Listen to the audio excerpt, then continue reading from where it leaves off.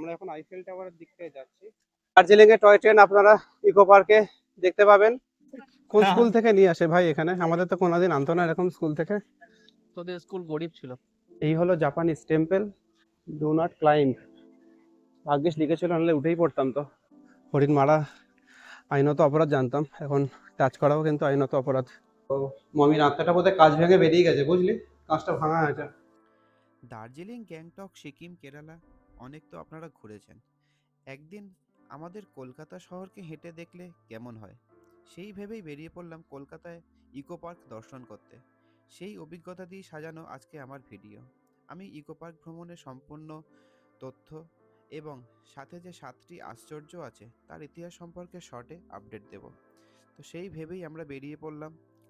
আমরা প্রথমে যেটা করলাম, শিয়ালদা অবধি ট্রেনে গেলাম, সেখান থেকে নেমে গেলাম চিনার পার্ক মোড়ে, এবং সেখান থেকে যে কোনো বাসেই আপনারা ইকো পার্ক চলে আসতে পারবেন।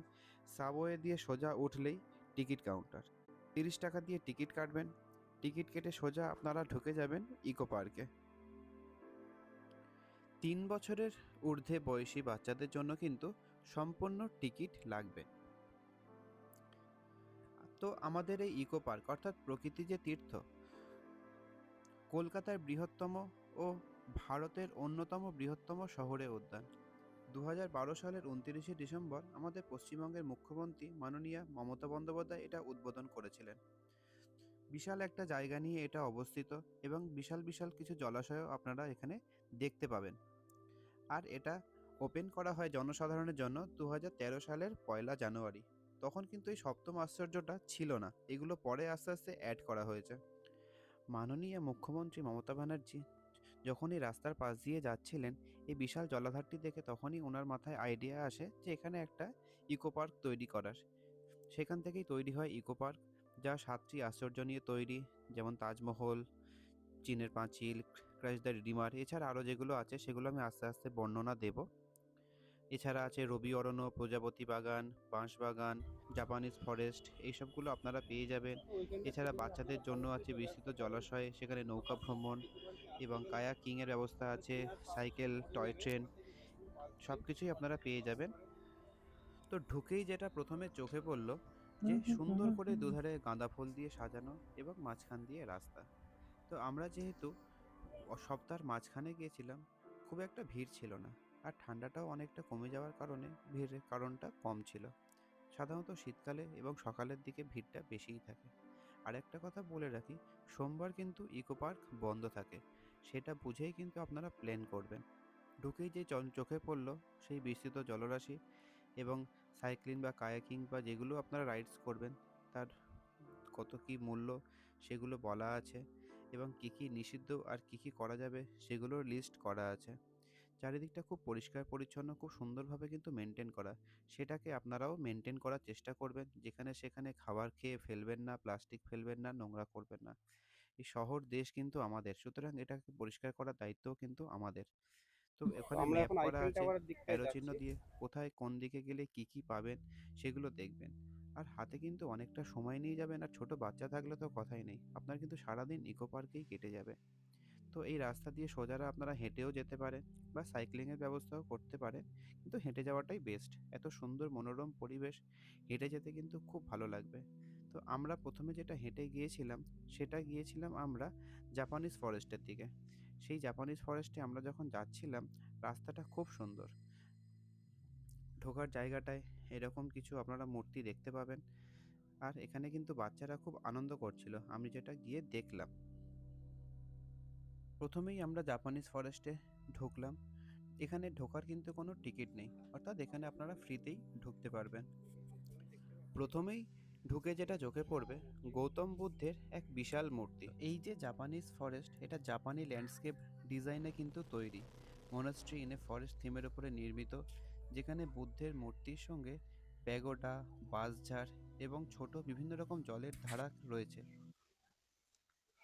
প্রথমেই আসুন জাপানিজ গার্ডেন। তো এরকম বাঁশ গাছ দিয়ে সাজানো।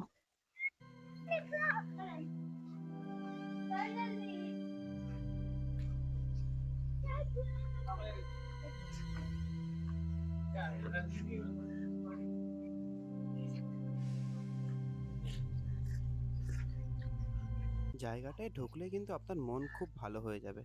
একদম শান্ত পরিবেশ, দূরে পাখি ডাকছে মাঝে মাঝে, আর একদম শান্ত, শহরের কোলাহল থেকে দূরে, না আছে কোনো গাড়ির আওয়াজ। খুব ভালো তো লাগবে ভেতরটা ঢুকলেই এবার ঢুকে আপনার। দেখি ঘুরে, চারিদিকে খুব সুন্দর করে বাঁশ গাছ দিয়ে সাজানো।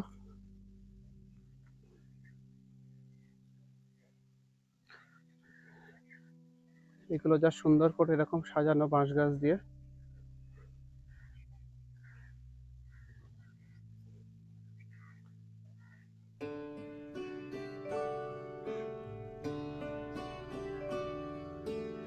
তো খুব বেশি কিছু সাজানো নেই।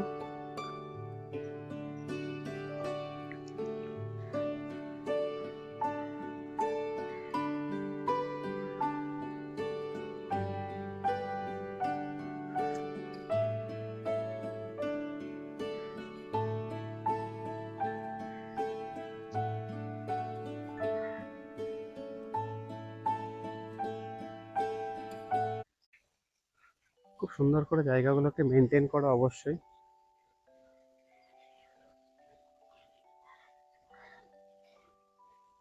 যা বিশাল জায়গা, ঘুরে দেখতে কিন্তু অনেকটাই সময় লাগবে। আপনারা হাতে অবশ্যই আপনারা সময় নিয়ে আসবেন, কারণ এটা দেখতে কিন্তু সত্যিই অনেকটাই টাইম লাগবে। চারিদিকটা খুব সুন্দর করে সাজানো, আর ছবি ফটোগ্রাফি তুলতেই হবে, তাই সময় কিন্তু প্রয়োজনের থেকে বেশিই লাগবে। তাই হাতে অবশ্যই সময় নিয়ে আসুন, জায়গাটাকে এনজয় করুন। এখন এখানে কাজ হচ্ছে যেটা দেখলাম, তো কাজ শেষ হলে হয়তো জিনিসটা আরো আকর্ষণীয় হয়ে উঠবে। তো আমরা কি ভিতরে যেতে পারবো, না বন্ধ? যাওয়া মনে হচ্ছে যাবে না। তো এই হচ্ছে টেম্পলটা, না দেখতে সত্যিই খুব সুন্দর লাগছে। কতটা কি দেখা যাবে পরে স্টার্ট হয়ে গেলে জানি না, তবে বাইরে থেকে দেখতে কিন্তু সত্যিই খুব ভালো লাগছে। এটা কি বন্ধ আছে এখন? ঠিক আছে, এখন বন্ধ আছে, আগামী দিনে হয়তো খুলবে, খুললে দেখা যাবে জিনিসটা কেমন। ঠিক আছে, আমরা আপাতত অন্যদিকে যাই। Zigzag bridge. তো এটা আমরা এখন যেটা যাচ্ছি, এটা জিগজ্যাগ ব্রিজ। তো দেখা যাক। জিগজ্যাগ ব্রিজের নিচে ছোট একটা পুকুর, এটা পুকুরের মতোই লাগছে। তো এই জায়গাটা বেশ নোংরা, গাছের পাতা টাতা পড়ে।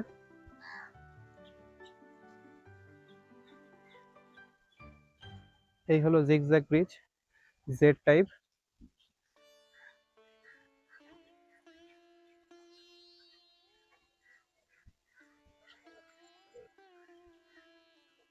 আচ্ছা, আমরা জাপানিজ গার্ডেন থেকে বেরিয়ে আসলাম, এবার যাব আইফেল টাওয়ারের দিকে। দেখা যাক, জাপানিজ গার্ডেনটা মোটামুটি খারাপ নয়, নিরিবিলি জায়গাটা, সুন্দর পরিষ্কার পরিচ্ছন্ন।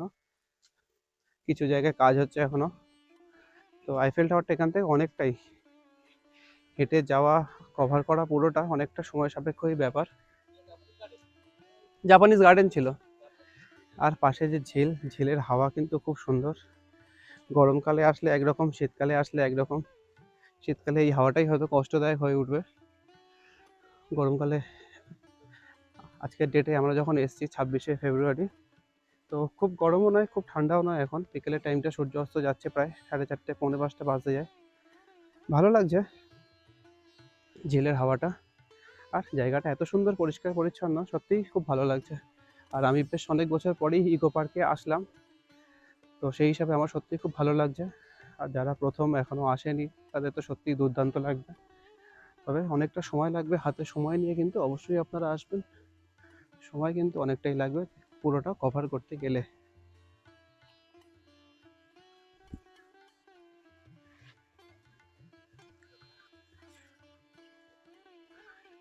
ঝিলটা দেখতে পাচ্ছেন কত সুন্দর, কত বড়। আর ঝিলের সুন্দর হাওয়া, আর সূর্য মামা প্রায় যাওয়ার পথে। আর কিছুক্ষণের মধ্যেই অন্ধকার নেমে যাবে। তো আমরা ওই যে সামনে আইফেল টাওয়ার, আইফেল টাওয়ারের দিকে আমরা এখন যাচ্ছি। আইফেল টাওয়ারে ঢোকার টিকিট 30 টাকা করে টিকিট, আপনারা এখান থেকে কাটতে পারেন।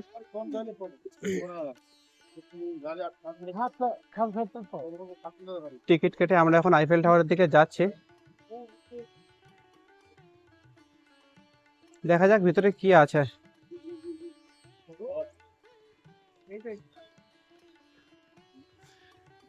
তো এই গেট দিয়ে ঢুকলাম।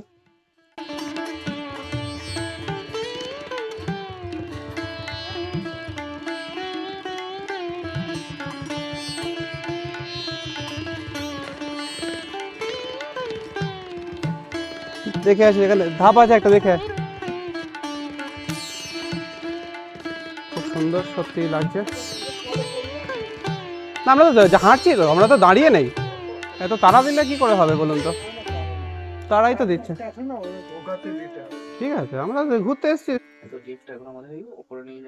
লিফটে করে আমরা এখন ফার্স্ট ফ্লোরে যাব। ফার্স্ট ফ্লোর অবধি চালু হয়েছে নাকি, নাকি পুরোটা আছে? না, ফার্স্ট আর অব্দি। পরে কি আরো চালু হবে নাকি? ওইটা উপরে একটা তার ফার রয়েছে, এখন তার জন্য উঠছে না। আচ্ছা, এই যে আইফেল টাওয়ারটা এই যে আইফেল টাওয়ারের উপরে।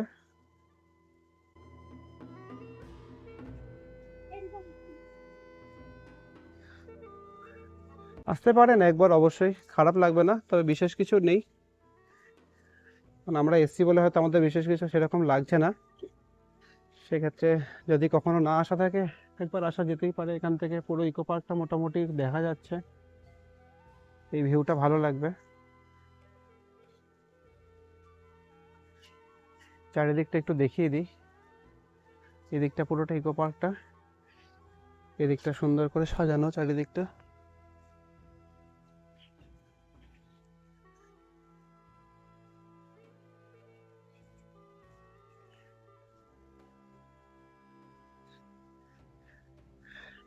এদিকটাও একই একই রকম গাছ দিয়ে সাজানো। আর আমরা এতটাই উপরে আছি, ফার্স্ট ফ্লোর অবধি এসছে লিফট। পরে হয়তো আরও চালু হবে। তো এখানে কাজ আছে, করা কমপ্লিট, কিন্তু কেন জানি না হচ্ছে না বললো এখন। তো একবার ঠিক আছে, বিশেষ কিছু দেখার নেই। তো আপাতত ভাবছি আমরা এখান থেকে নেমেই যাব। 30 টাকা দিয়ে টিকিট কেটে উঠেছি, তো কিছু দেখার নেই, আরও অনেক কিছু কভার করার আছে। তো নেমেই যাই, আপাতত অন্যদিকে যাওয়ার আছে। দেখা যাক পুরো ইকো পার্কটা আছে কভার করতে পারি কিনা।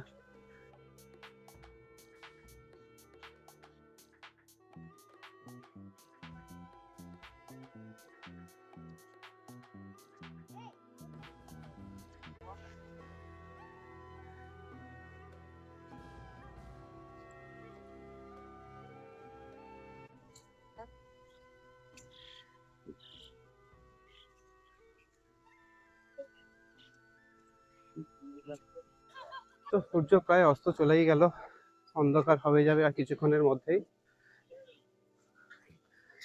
পুরোটা কভার করা একটা খুব চাপের ব্যাপার।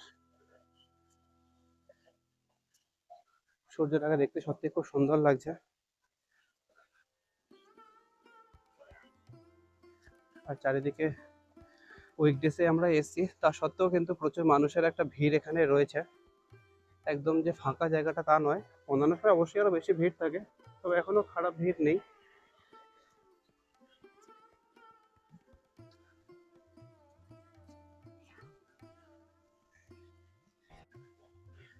তো আইফেল টাওয়ার থেকে বেশ অনেকটা হেঁটে আসতে হবে।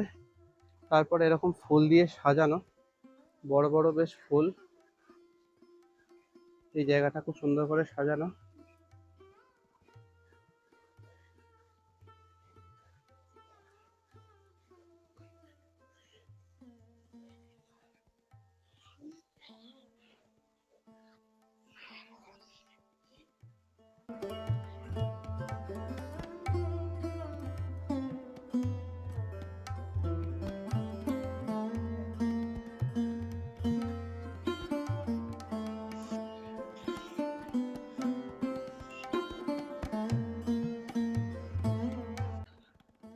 এই হলো ফোয়ারা।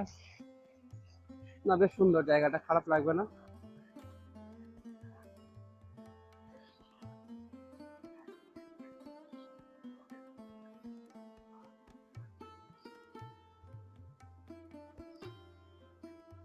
এই হলো ফোয়ারাটা।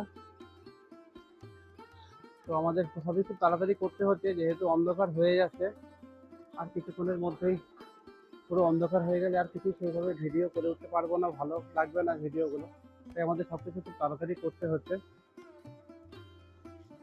আচ্ছা, এইবার ফোয়ারার পাশেই যেটা ছিল সেটা হচ্ছে রোজ গার্ডেন, বিভিন্ন রকমের রোজ দিয়ে সাজানো। তবে একটু রোজগুলো দেখিয়ে দিই।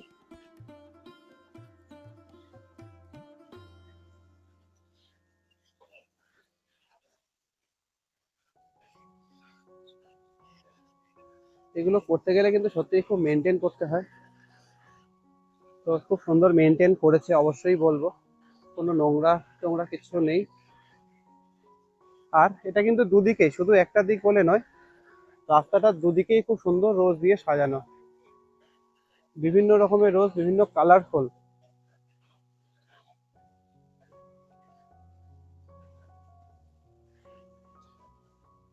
তো পুরোটাই রোজ গার্ডেন, দুদিকেই রাস্তা দেখতে পাচ্ছেন, দুদিকেই খুব সুন্দর করে জিনিসটা সাজানো এবং ওয়েল মেনটেন।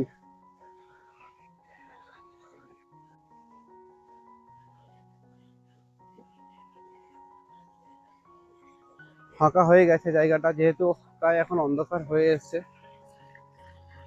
ফাঁকা হয়ে গেছে, লোকজনের সংখ্যা অনেক কমে যাচ্ছে আস্তে আস্তে। এই সাইডে তো কাউকেই দেখছি না সেইভাবে।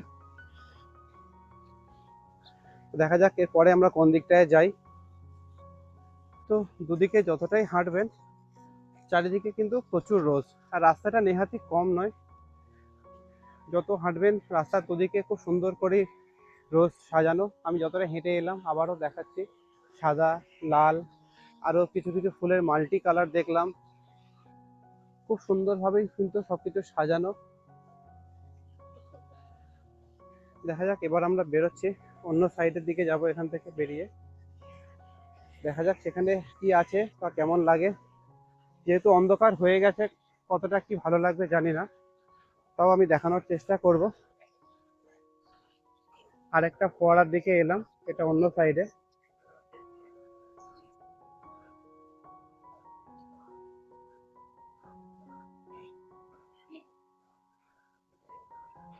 তো যেরকম বলছিলাম, বিকেল একটু অন্ধকার হয়ে গেছে, লাইট জ্বালিয়ে দিয়েছে আমার বলার সাথে সাথে। দেখা যাক কতটা কভার করতে পারি ঠিক। আর হাঁটতে হাঁটতে বেশ খিদেও পেয়ে গেছে আমাদের, তো সাথে কিছু বিস্কিট ছিল, বিস্কুটগুলোই খাওয়া যাক আপাতত।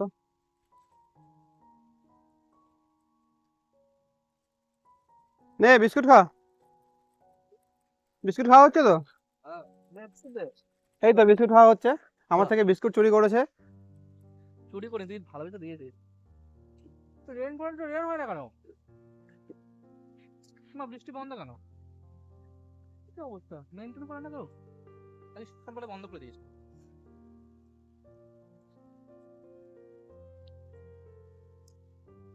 কোথায় রেন হয়? যে রেন ফরেস্ট, কিন্তু রেন জানি না, রেন বন্ধ। গরমকালে এটা রেন ফরেস্টে আমরা এলাম। এইদিকে ডান দিকে কিছু জিরাফ আছে সাজানো, আমি একটু দেখিয়ে দিই জিরাফগুলো।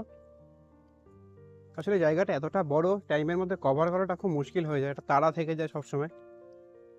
অলরেডি আমরা প্রচুর হাঁটাহাঁটি করে ফেলেছি। এই যে জিরাফগুলো, আলো জ্বালিয়ে দিয়েছে, অন্ধকার হয়ে গেছে, জিরাফগুলো সাজানো, নোংরা হয়ে গেছে যদিও।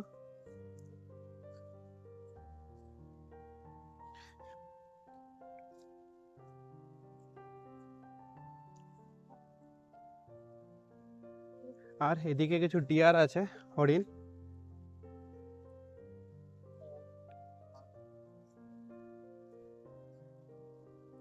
ঠিক আছে, don't touch or else fine ₹500।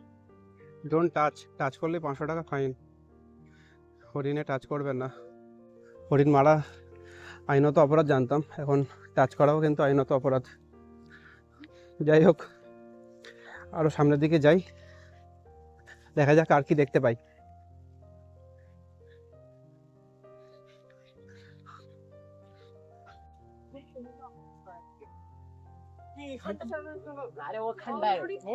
কোন স্কুল থেকে নিয়ে আসে ভাই এখানে? আমাদের তো কোনোদিন আনতো না এরকম স্কুল থেকে। তোদের স্কুল গরিব ছিল। এই হলো রেইন ফরেস্ট। রেইন ফরেস্ট থেকে আমরা মোটামুটি বেরিয়ে যাচ্ছি। দেখা যাক এবার কোন দিকে যাই। সেরকম কিছু দেখার পেলাম না রেইন ফরেস্টে।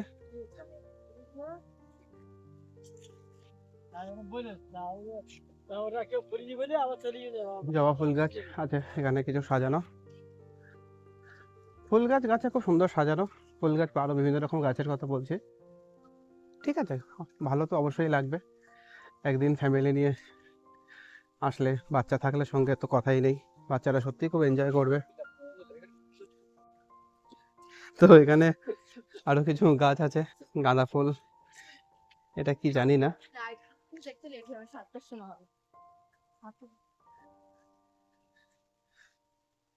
এবার আমরা ভেতরের দিকটায় যাই। ভাস্কর্যে বাংলার ইতিহাস উদ্যান।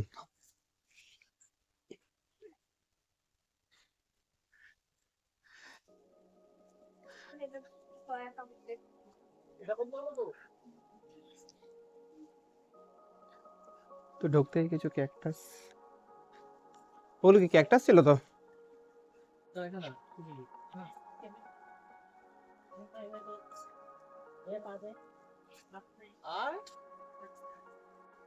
রাজা রামমোহন রায় এবং বাংলা নবজাগরণের বিভিন্ন তথ্য দিয়ে সাজানো এখানে বাংলার ভাস্কর্যের মধ্যে যেখানে আমরা আছি। তো বাংলার বিভিন্ন রকম হিরো যারা তারা এখানে আছে, রাজা রামমোহন রায়, বিদ্যাসাগর, এবং ফুল দিয়ে সাজানো।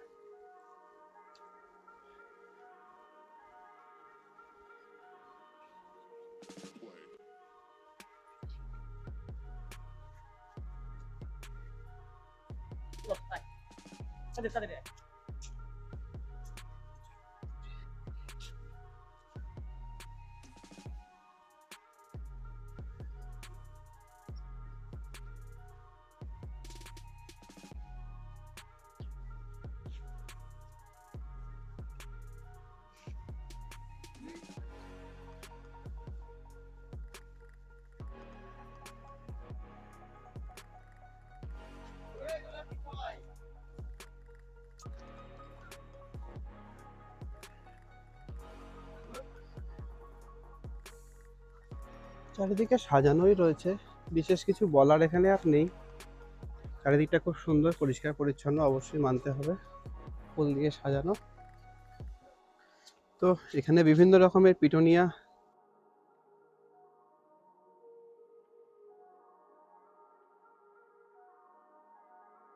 গেটটা বন্ধ, তালা দেওয়া। তো আমাদেরকে আবার ঘুরতে হবে, পুরো রাস্তাটা আবার ব্যাক করতে হবে হেঁটে। আবার অন্ধকার প্রায় হয়েই গেছে, অলমোস্ট 6টা বেজে গেছে। চারিদিকে আলো জ্বালিয়ে দিয়েছে, খুব সুন্দর দেখতে লাগছে।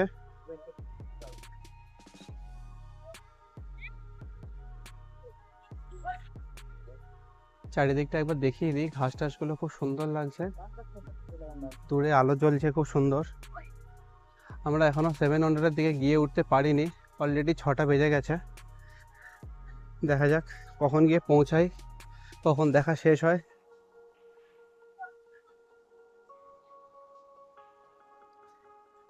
টয়লেট উল্টে গেছে কি? উল্টে টয়লেট করতে হবে এখানে? অ্যাট লাস্ট এসে আমরা পৌঁছালাম 700-এর কাছে, দেখা পেয়েছি, হেঁটে যাচ্ছি। তো আলো দিয়ে খুব সুন্দর সত্যি চারিদিকটা সাজানো। যেভাবে জায়গাটাকে মেনটেন করেছে সেটা নিয়ে সত্যিই কোনো কথা হবে না। চারিদিকটা সত্যিই খুব সুন্দর মেনটেন করা। আর এখানে ভিডিওগ্রাফি আমার যেটা মনে হচ্ছে খুবই সুন্দর আসছে। লাস্ট দেখা যাক আপলোড করার পরে কেমন আসছে। এখান থেকে স্কুল থেকে কিছু বাচ্চাদের নিয়ে এসছে, তারাও এখানে রয়েছে।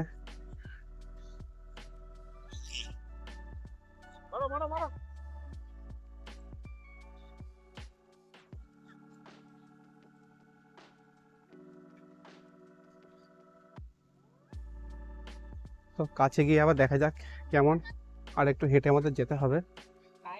এখান দিয়ে এন্ট্রি 700 টিকিট কাউন্টারে দেখে এলাম। এখানেও টিকিট প্রাইস 30 টাকা করে, তো এন্ট্রি ফিও 30 টাকা, আইফেল টাওয়ারও 30 টাকা, এখানেও 30 টাকা। তো টিকিট কেটে দেখা যাক ভিতরে যাওয়ার পরে কেমন দেখতে লাগে। তো 30 টাকা দিয়ে টিকিট কেটে 700-এর দিকে আমরা যাচ্ছি, দুজন আছে। Thank you.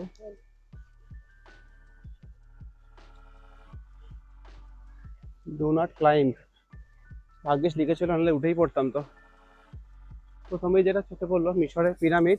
Geyser great pyramid বা খুপুর যে পিরামিড মিশরের প্রাচীনতম ও বৃহত্তম পিরামিড। পিরামিডগুলো চুনাপাথর ও গ্রানাইট দ্বারা নির্মিত হতো। এটি মূলত ফারাও ও খুপুর সমাধি হিসাবে ব্যবহৃত হতো। প্রায় 1 লাখ শ্রমিক দীর্ঘ 20 বছর ধরে এগুলো নির্মাণ করেছিল নীল নদকে ব্যবহার করে।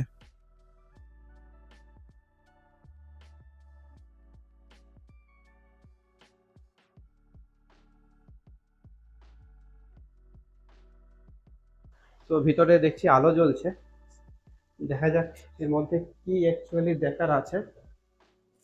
বেশ ঠান্ডা তো জায়গাটা, এসি চলছে নাকি? তো আসলে সত্যিই যেমন মমিকে রাখা হতো, এখানে মমি রয়েছে। তো মমির আত্মাটা বোধহয় কাঁচ ভেঙে বেরিয়ে গেছে, বুঝলি, কাঁচটা ভাঙা আছে। চারিদিকে সুন্দর করে প্রিন্ট করা।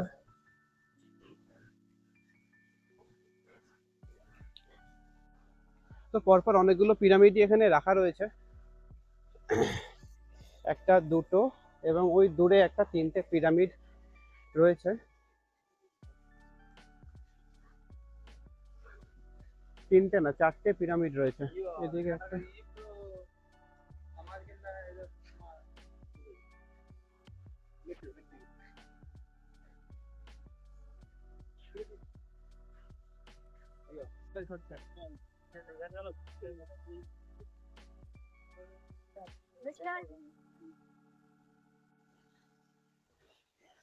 এবার যাচ্ছি তাজমহলের দিকে। পিরামিড এখানে, তো এই ব্রিজ সাথে খুব সুন্দর করে ঝর্ণাগুলো রয়েছে। দেখা যাক, সত্যিকারে তাজমহলও দেখেছি আমি। তো এখানে সুন্দর করে সাজানো রয়েছে তাজমহলটাকে। দেখা যাক তাজমহলের ভিতরে কোথা থেকে ওঠা যায়।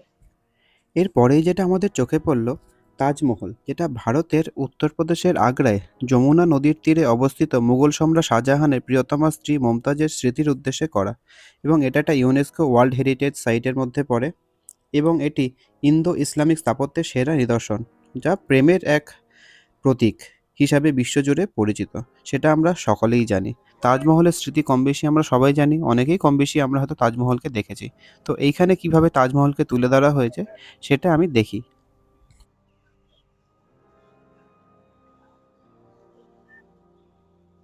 তো আস্তে আস্তে এবার ঢুকি। সত্যিকারের অরিজিনাল তাজমহলও কিন্তু ঢোকার মুখে এরকম ভাবে সুন্দর করে ফোয়ারা দেওয়া। তো অবিকল জিনিসটাকে কপি করা হয়েছে, এখানেও একই রকম ফোয়ারা করা হয়েছে, গাছ টাছগুলো একই রকমই কিন্তু কপি করা হয়েছে। এখানেও শ্বেত পাথরই দেওয়া।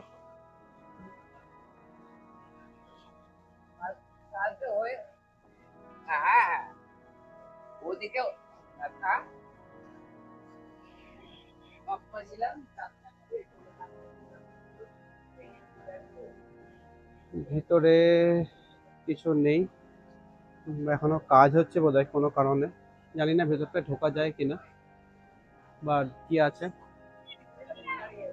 তো এখানে চারিদিকে দড়ি দিয়ে আটকানো, ভিতরে হয়তো ঢোকার ব্যবস্থা আছে, তো এখন সেরকম কিছু দেখছি না।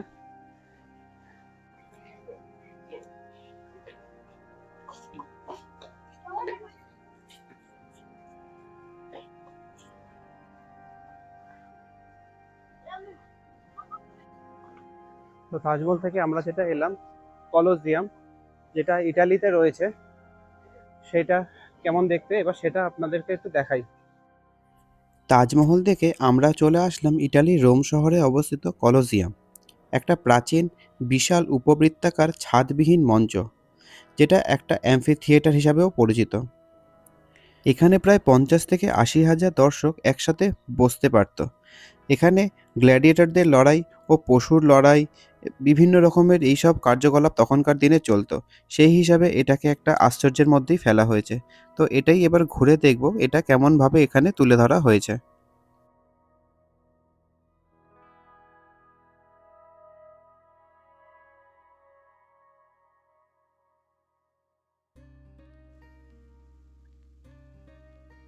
তো জায়গাটা ভেতর থেকে দেখতে অনেকটা এরকম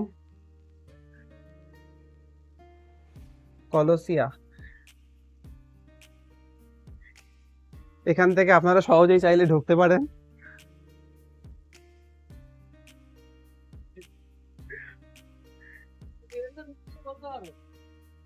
এর ভিতরে ঢুকে আর দেখার কিছু আছে নাকি? না, এর ভিতরে তো গলতেই হবে, ওই যে ঢোকার জায়গা নেই, অবশ্যই গলেই আসতে হবে। সত্যি ভেতরটা খুব সুন্দর করে সাজানো।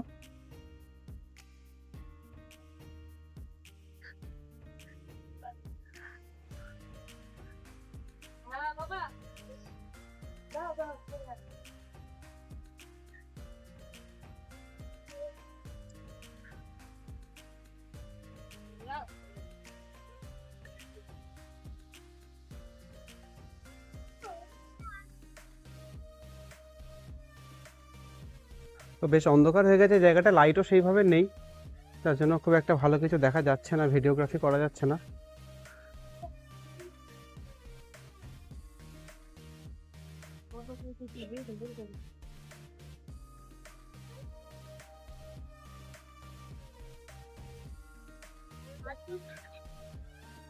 আচ্ছা, এবার যেটা যাচ্ছে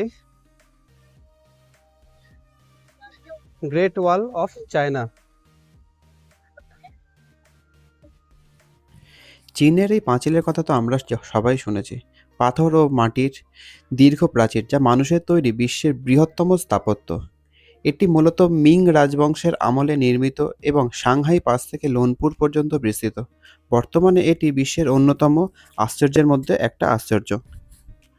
তো এর দৈর্ঘ্য ছিল 8,851 কিলোমিটার এবং উচ্চতা ছিল প্রায় 5 থেকে 8 কিলোমিটার। তো এই চীনের পাঁচিল তৈরি করা হয়েছিল আক্রমণকারী যাযাবর জাতি হুনদের থেকে রক্ষা পাওয়ার জন্য এবং যাতে সীমান্ততে নজরদারি রাখতে পারে। এটাই ছিল এর মেন কারণ। এটি মহাকাশ থেকে খালি চোখে দেখা যায় না, এটা একটা প্রচলিত মিথ্যা কথা, এটা বলে রাখি। এটি ওয়ার্ল্ড হেরিটেজ সাইট হিসাবে বিখ্যাত এবং পর্যটকদের একটা অত্যন্ত জনপ্রিয় জায়গা। তো তার আদলেই করা আমাদের ইকো পার্কের এই গ্রেট ওয়াল অফ চায়না। তো সেটাই আমরা ঘুরে দেখলাম এবং তার একটা সম্পূর্ণ আপডেট আপনাকে দিয়ে রাখলাম কেমন কি। তো জায়গাটা একটু বেশ অন্ধকার, সেক্ষেত্রে একটু দেখে শুনে যাবেন, সিঁড়িগুলো যেহেতু আছে। পিরামিড হলো, কলোসিয়া হলো, গ্রেট ওয়াল হলো, তাজমহল হলো, 4টে হয়েছে। তো বাকিগুলো কভার করা যাক। এবার এখানে যে স্ট্যাচুগুলো রয়েছে, চিলিতে যে স্ট্যাচুগুলো রয়েছে সেই স্টাইলে আদলে এখানে কিছু সাজানো রয়েছে এবং অনেকগুলোই সংখ্যায় আছে। এই যে স্ট্যাচুগুলো দেখছেন, এগুলো ইস্টার আইল্যান্ডের মোয়াই মূর্তিগুলো চিলিতে অন্তর্গত প্রশান্ত মহাসাগরের দ্বীপে অবস্থিত প্রায় 1000টি বিশাল আকারের পাথরের মূর্তি। এগুলো তৈরি করেছিল এক আদিবাসী। তারা কিভাবে তৈরি করেছিল জানেন?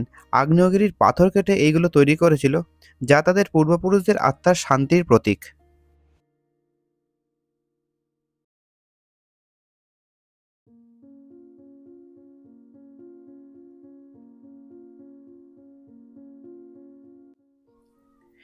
এরপরেই আমরা যেটা গেলাম দক্ষিণ জর্ডানের একটা প্রাচীন এবং ঐতিহাসিক প্রত্নতাত্ত্বিক শহর, যা শিলাকাটা স্থাপত্য এবং গোলাপি পাথরের জন্য বিখ্যাত।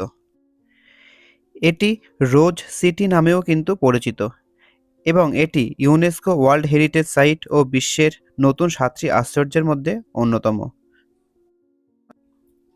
এটি জর্ডানের মরুভূমিতে লোহিত সাগর ও মৃত সাগরের মাঝখানে অবস্থিত, যা পাথর কেটে কেটে তৈরি করা হয়েছে। বেশ, এই আর কিছু নেই সেরকম দেখানোর এখানে।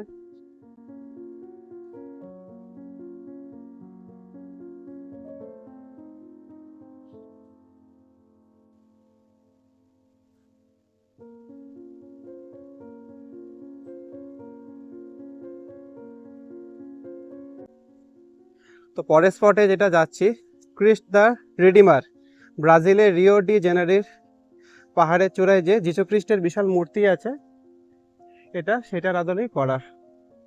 তো এটাই লাস্ট, এটা দেখে আবার আমরা অন্যদিকে যাব। দেখা যাক এটা সামনে থেকে একটু কেমন দেখতে লাগে, সিঁড়ি দিয়ে ওঠা।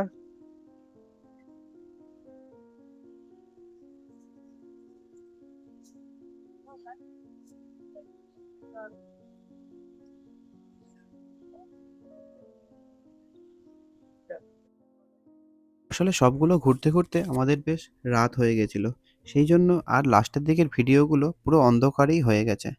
তো লাস্টে এটা দিয়ে আমরা শেষ করলাম। লাস্ট যে আশ্চর্যটা দেখলাম, ক্রিস্ট দ্য রিডিমার, এটাই সাতটা আশ্চর্যের আরও একটা আশ্চর্য। এটা প্রায় 30 মিটার অর্থাৎ 98 ফুট প্রায় লম্বা। এটা দিয়েই আমরা শেষ করলাম। এরপরে আপনারা চাইলে মেট্রো করেও বাড়ি ফিরতে পারেন। সেখান থেকে আপনারা সেক্টর 5-এর মেট্রো করে শিয়ালদা আসতে পারেন, নিয়ে আপনাদের গন্তব্যে যেতে পারেন।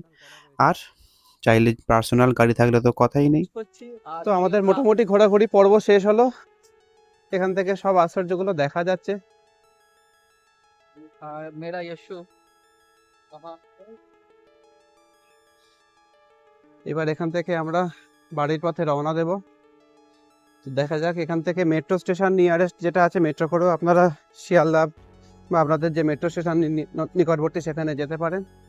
আমাদের ক্ষেত্রে শিয়ালদা যেতে হবে, না হলে বাসও ওখানে অ্যাভেলেবেল। তো কিছু ক্ষেত্রে একটু ব্রেক জার্নি করতে হতে পারে বাসে নেমে, চিনার মোড় পার্কে নেমে। তো আপনারা আপনাদের মতো করে ফিরে যাবেন, যেভাবে আপনাদের সুবিধা হয়। প্রাইভেট গাড়ি থাকলে তো কথাই নেই। পুরো দেখা যাবে। যাক, মোটামুটি আমাদের ঘোরা কমপ্লিট হলো। এবার বেরিয়ে যাব। খুব তাড়াহুড়োর মধ্যে দিয়েই হলো, খুব তাড়াহুড়োর মধ্যে দিয়েই হলো।